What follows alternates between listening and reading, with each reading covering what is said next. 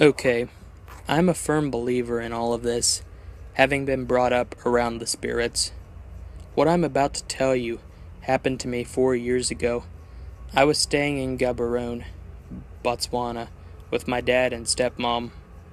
When I used to go to bed at night, I would lay in bed and watch TV and often felt like something was sitting on the end of the bed. You could see the indent in the mattress, and it used to freak me out. On this one particular night, I went to bed as normal and seemed to be okay. It was around 12 or just after when I woke up to go to the bathroom. As I got up to turn to get out of bed, I felt something grab my thighs on the inside and hold my legs open. I started to scream, and the cat was in the corner hissing and hair standing up. I couldn't see anyone on top of me. Not sure how long it lasted, but I remember I still stood up, switched the light on, went to the bathroom, and thought to myself, did that just happen? In the morning, you could see bruises on my thigh, and I asked my father, did you not hear me shouting last night? Our rooms were right next door to each other, and he said he heard a soft noise, but didn't think anything of it. I don't know what happened to me that night, or what it was, if it was real, but it felt like I was going to be killed with the way my thighs were grabbed and held down.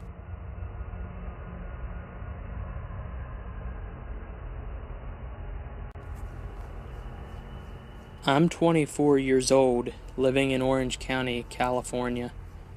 I've been getting possessed since I found God when I was 15, 9 years ago.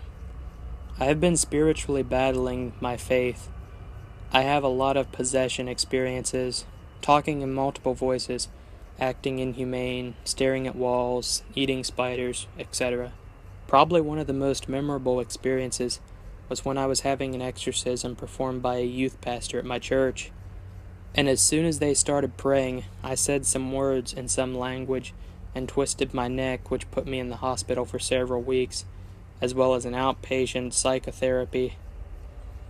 Ever since then, I refuse any exorcism of any kind. I do as I'm told from the voices in my head. I recently hung myself and was seconds from death, knocked unconscious from my fall. My dad saved me when he heard the ladder fall. Demons are real, and they want to destroy your life. You might have a good week or even a good year with them, but with darkness comes lies, and after you get what you want, the demon will get what it wants, which is to ruin your life. I have now lost my job, my wife, and my sanity. I go in and out of mental hospitals because of this. For years, I wanted to believe it was all in my head, but no matter how hard I try, I still experience supernatural moments. I highly recommend to anyone reading this not to believe a word anyone says until you experience it for itself. Using candles, chants, or any kind of instrument does nothing. That is, for the physical world only. Demons are spiritual. You need to close your eyes, maybe listen to satanic music. I recommend Cradle of Filth. Carmela's Mask music has always been a way into the spiritual world, hence going to church to worship. Most worship through music, so whatever music that will attract darkness is what you want, and you want to have an open mind. Close your eyes, speak out loud or in your head to whom which you want. Nothing physically will happen. It takes time. It's like a virus in your body that will eventually get worse. You will know when you have demons living inside you. You will start acting completely opposite from yourself. So if that's what you want, well, be my guest. But this stuff is for real. And I come from an atheist family. True satanic worshippers end up dead before the age of 30 or in prison because of demons. They will always whisper death into your ears. Love does not exist in the realm of hell. God is love, and Satan is the angel of lies and deceit. If you love anything in your life, you will lose this, when you become at your full possession. Anyway, hope this helps for anyone who doesn't understand the truth of the Spirit.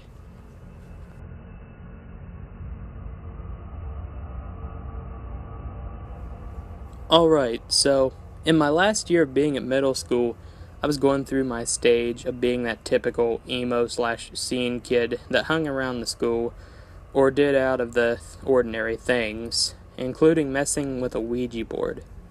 A friend of mine, I won't say who, liked witchcraft and told me that she sees things others can't. I didn't really believe her on that last part, but I did witness her and her younger sister doing witchcraft things. Even had many books on it and whatnot. Well, one night, another friend came along with me who also knew my little witchcraft friend, and we planned to spend the night. We spent most of the day talking about scary things that had been happening at my friend's house, and how she felt something was there with her.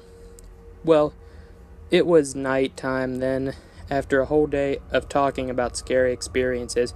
Mind you, I've never had any supernatural experiences, and my friend pulled out the Ouija board, telling me we do things to help bring out the spirits, and started cutting her wrists with a thin piece of blade, drawing these stars all along her bedroom wall with circles around them. I'm not sure what they're called, but in all of it, it was really freaky. After all of that, we finally turned out the lights and lit our candles around us. We sat on the floor with the board in the middle of us four. Myself, witchcraft friend, her sister, and my normal friend. And my little witchcraft friend pulled out a little booklet telling me I have to read this chant out loud, since supposedly I was the best reader and read things clearly. So I read the chant, and we all placed our 2 longest fingers on the piece that moves, and nothing happened for a bit. We kept asking, "Are you there? Any ghosts/spirits among us?" Until a few minutes later, the piece moved to yes. Now things were getting started. As we asked more questions, none selfish or about God of any sort, just, "What's your name?" all that good stuff. Then I asked, "Are you a good spirit?" And the piece seemed to pause in the middle of the board, just sitting there, until it quickly went straight to no. This startled us. So we automatically went to goodbye on the board and closed it. To finish off the night, we fell asleep to a scary movie, The Cave to be exact. My witchcraft friend slept across the long hallway from her sister's room with my friend, who she also knew, and I slept in the younger sister's room. It was a good night's sleep, until in the middle of the night, I don't know what time, me and the younger sister woke up to the movie screen going white and making that noise. Of course, some movies do that after playing for a while, right? So, me and her both lay back down in the bed, awake, and a few moments later, her door being shut, we heard running in the hallway. The large noise of stomp-like running coming up to the door and shaking the door. Then it would run back down the long hallway and back up. Doing this a few times, it finally stopped. I couldn't move, and neither could the younger sister. So I waited about an hour before getting up from the bed and opening the door to use the restroom, which was at the end of the hallway. Well, as I opened the door, I looked into her older sister's room to find a dark shadow huddling in the corner of the room. I immediately shut the door and crawled back into bed, telling her younger sister what I saw. This was the most freaky experience I've had with paranormal things.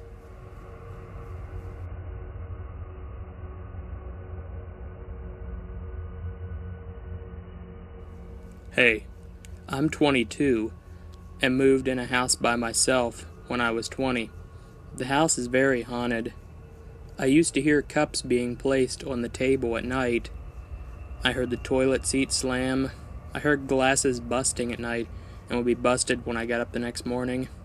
And I've heard voices and stuff in my house. My scariest story was around 4 a.m., I'm guessing. I was just asleep, and I heard my cat starting to cry and hiss. I got up and ran to find him floating in midair in my living room. I was so scared. I ran over to him and tried grabbing him down, but he would not move at all. I don't care if you had the strength of 100 gladiators. There was no way you were getting that cat down. It was so horrific. I nearly fainted. After about 2 hours, my cat finally slid across the floor, and I heard the laughs of about 5 devils, all sounding like walkie-talkies. I decided to finally move out. Now I live in a new house with my boyfriend, and my cat is not missing out on 1 minute of his beauty sleep. Neither am I.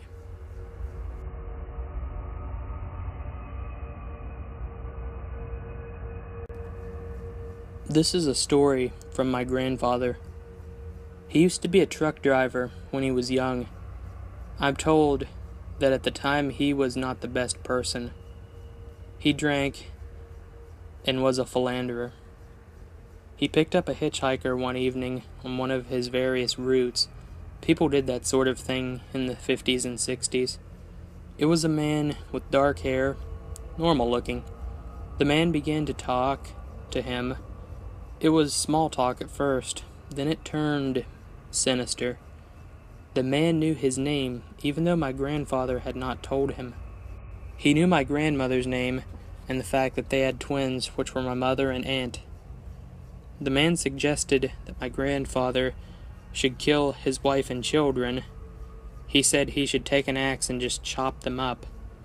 He said that they were holding him back and down. He said that my grandfather would be much happier without them. He could do so much more without them.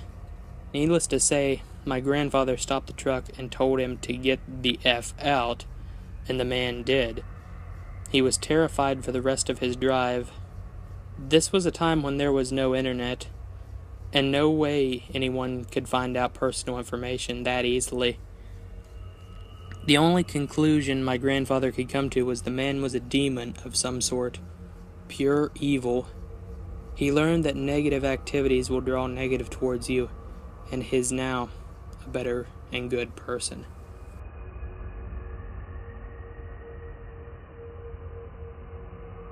Have you ever seen an episode of The X-Files in which a kind of alive, black, oily flatworm type of thing films its way across someone or something's eyes?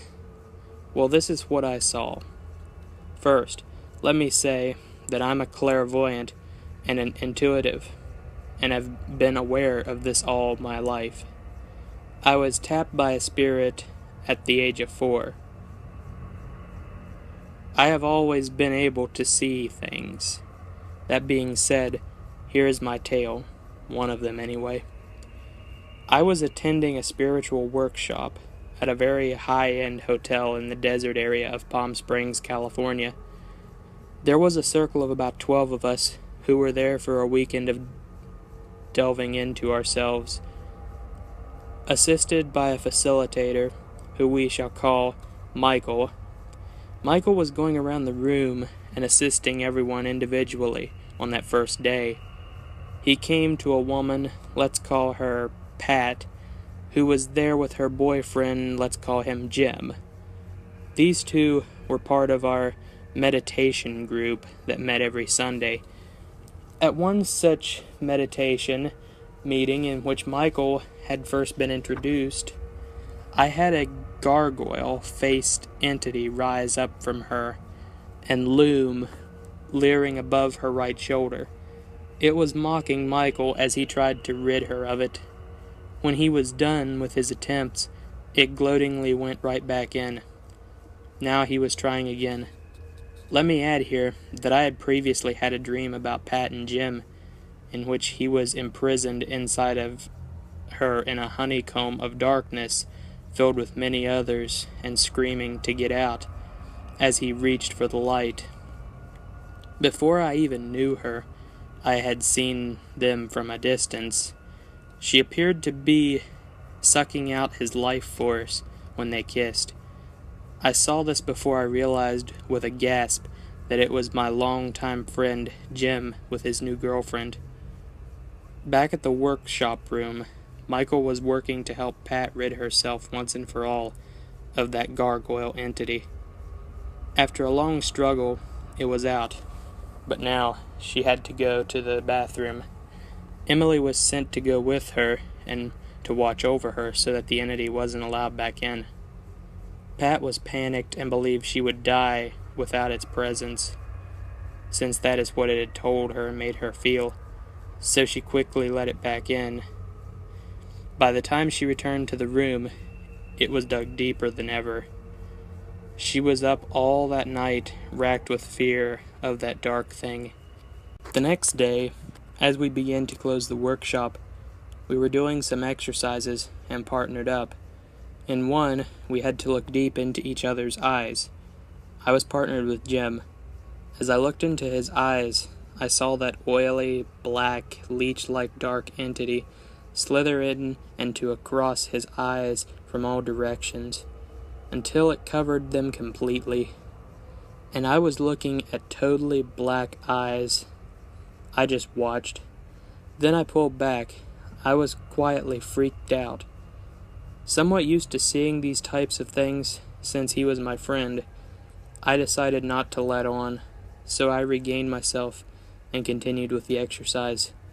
I continued to watch and continued to see those black eyes and to stare with secret disbelief into those black, liquidy, squirming pools of darkness. Jim didn't seem to be Jim anymore. I couldn't look at him for the rest of our time there. I feel that it was that something from his girlfriend that attached itself to him and entrapped him. The next time I saw him, the blackness was nowhere to be seen, but I know that it was there hiding. I could feel it.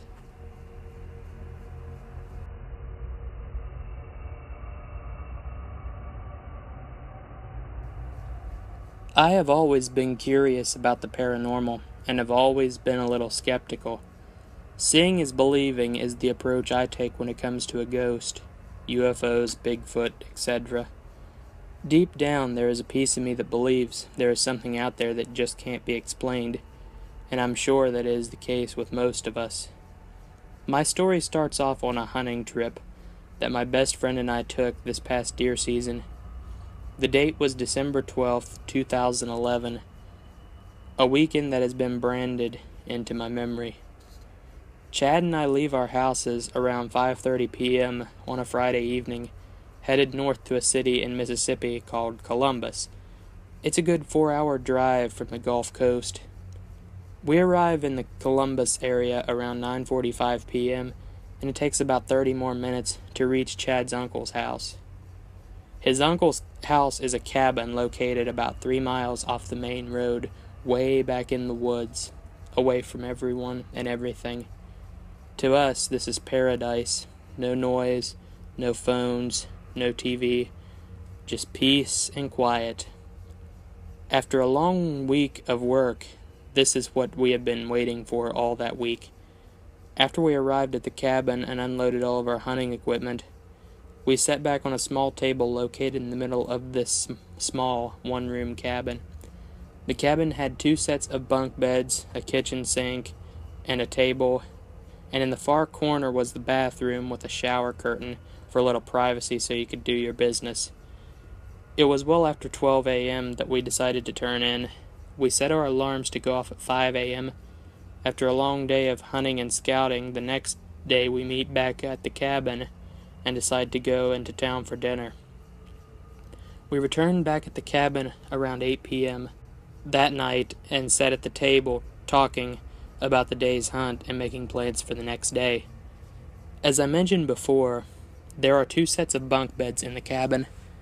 Off in the corner is an old army cot that his uncle had purchased from the army surplus store in Columbus. The cot was very old looking and looked like it had seen its share of battles that had been fought. I asked Chad about the cot and if it was still usable.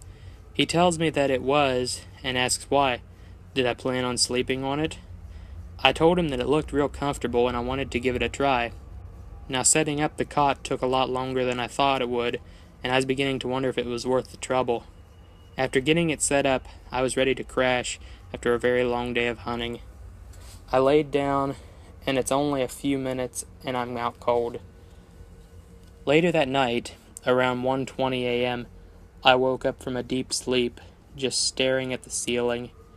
I close my eyes and try to go back to sleep when I get this strange feeling. It's that someone is right there with you. I open my eyes and glance over at Chad to see if he was awake, and he's cutting logs like no tomorrow. So I lay there just thinking maybe it was because I was so tired and tried to drift off back to sleep. I shut my eyes only to have this feeling again. It's dark in this little cabin, and the only light we had was coming from a small heater. I lay there with my eyes still shut, and this feeling is getting stronger. Now I'm at the point where I'm not afraid, but concerned. Something feels out of place. I open my eyes, and there, standing over me, is this perfect figure of a man who has this strange glow. It's a bluish glow, and there are no facial features at all. It's like a person who is just one solid color. This thing reaches down to me as if it were going to touch or grab me. When he or it did that, I started punching and grabbing back at it. Then it was gone. I got up so fast and stood there, wondering if I was asleep, dreaming, whatever. I was awake, and not dreaming by any means. I walked over to the table and sat down, trying to regain my senses. Then all of a sudden I got this real sharp pain in my chest like I've been shot or stabbed. I can't breathe, like I'm going to throw up. I try to wake up my friend, and he does not budge. Now I'm starting to freak out, not knowing what's going on or what to do. The pain is getting so bad I tell myself, this is it. You are dying. Then, just as fast as the pain hit me, it went away. About 10 minutes later, Chad wakes up and asks me what's wrong. I told him what happened, and he looks at me like I was doing drugs or something. To be honest, that moment I wish I had. We talk about it later on, have a few laughs, thinking that maybe it was because of the long trip up there and lack of sleep. I was satisfied with that explanation until it happens again back home. Another story for another time.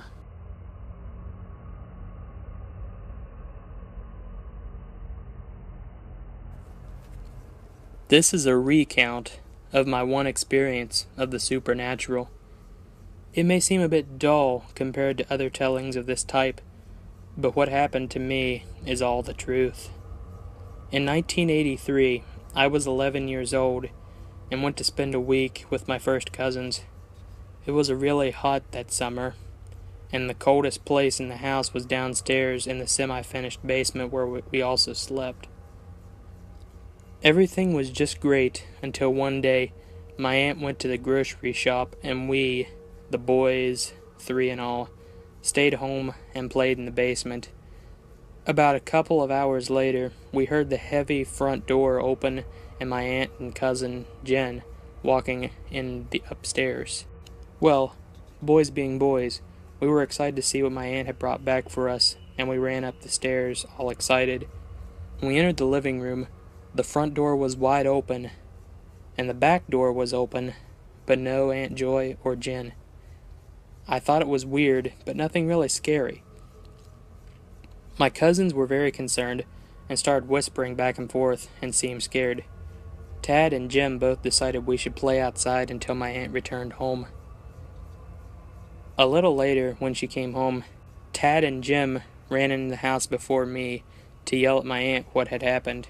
Tad, the oldest, told her, "It happened again, Mom," to which she replied, "Oh Lord, son, we don't need this now." Then she looked over at me and then back to Tad. She shook her head as if to mean for him to stay numb about it. This got me curious. The more I asked, what was this all about? the more annoyed and angry he became. He or Jim would tell me nothing. The next day or so went along normally, and we were having a great time enjoying summer and playing. Then one night, I saw it. Jim and I were sleeping on a mattress on the floor, when something made me jerk awake. I looked over to the corner of the room, and I saw what I thought was Jen just standing there and being silent. I asked her what she was doing there, and I got no answer from her. Being tired, I paid no mind and quickly fell back asleep. In the morning, the breakfast table, I asked Jen why she was downstairs last night, and she gave me a look of complete confusion and said she never got out of bed. My aunt questioned me and wanted to know if I said anything or was touched by it. I told her no and asked why. She said, "Well, you must have had a bad dream." And I told her that no, I wasn't dreaming, and she got kind of short and said my imagination was playing with me. Now, to me, she was making a big deal of nothing, but I realized that something was very wrong, and I was getting a little worried. My cousins acted very strange about the whole thing, which worried me even more. The day went on as normal, and that evening, my aunt decided that we should go sleep on a foam mattress in the living room. Again, I woke up in the middle of the night, and I sensed something was wrong. Bad wrong. I looked up at the head of the mattress and saw it looked like my aunt laying there with her head propped up by her arm. I spoke to her, asking if everything was okay, and she said nothing back. I sat up and started asking what was wrong, and still nothing. I noticed her eyes were blacked out, and that it wasn't my aunt at all. I shook Jim trying to wake him up, but couldn't get him up or even to look. Then I remember I really started crying and shouting for Jim to wake up. Then this demonic thing screamed loudly and got up and ran or flew into the hallway. My aunt and everyone came in screaming and asked what happened. I told her that it ran right past you. Jim jumped up and ran to my aunt, bawling and crying. My aunt loaded us up and drove me home. I don't remember much after Mom and Dad hugging me and making me feel better. I seemed to just not want to talk about anything in the days following and put it in the back of my mind. About a month later, I woke up late at night and my aunt and cousins were in the kitchen. All were upset. It happened again, only it got worse this time. My aunt was bleeding from her nose and face was all red and swollen, and my cousins wouldn't even speak. They stayed at the rest of the night and moved in with Grandma and Grandpa the next day. Years later, my cousin Jim and I reunited, and after a while I asked him what really happened, and all I said was, "It was bad. I really don't want to talk about it." So I let it be. My dad and I still talk about it. Being a tough war vet says there's a lot of bad things in this world and we probably don't want to know what a lot of them are. I think this was good advice. My aunt and cousins never went back, even hired someone to retrieve their belongings. The house changed hands 4 times in 2 years, no one living there more than 3 months. It still stands in a state of disrepair, empty since 1985. Keep in mind, people, this really happened.